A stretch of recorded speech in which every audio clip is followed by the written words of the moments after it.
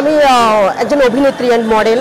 তো আমি রাজনৈতিক বিষয়ে কোনো কিছু পছন্দ করি না, আমি রাজনীতি একদম পছন্দ করি না। যারা আর্টিস্ট আমরা যদি রাজনীতি নিয়ে কথা বলি নিশ্চয় আমাদেরকে মানুষে হয়রানি করবে, তো আমরা চাই না রাজনীতি নিয়ে কথা। নিশ্চয় উনি একজন খুব ভালো অভিনেত্রী, এটা সকলেই জানি।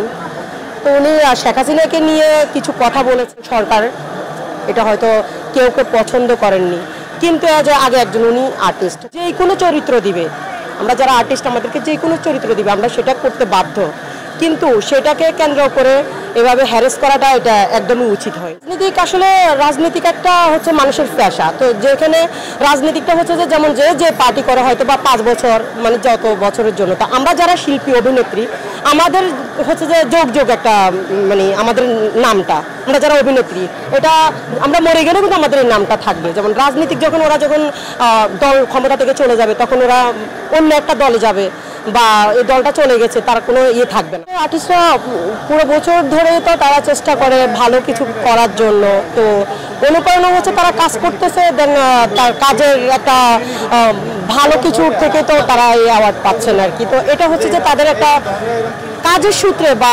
সম্মানের জায়গাটা তৈরি হয় আর। হ্যাঁ, আমার কাছে খুবই ভালো লাগছে আসলে। হেদায়েতুল্লাহ তুর্কি আমার খুব কাছের একজন ভাই, তো ওনার সম্পূর্ণ প্রোগ্রামে আমি আসি, সবসময় আসি। তো আমি ওনাকে অনেক বেশি পছন্দ করি। আর আমি কিছুদিন আগে একটা অপারেশন হয়েছিল, বেসিক্যালি আমি এখন শারীরিক একটু অসুস্থ আছি, মোটামুটি সুস্থর দিকে যাচ্ছি আর কি। তো হচ্ছে আমার কাছে খুবই ভালো লাগছে, আর প্রোগ্রামে তো অ্যাটেন্ড করতে সবারই ভালো লাগে।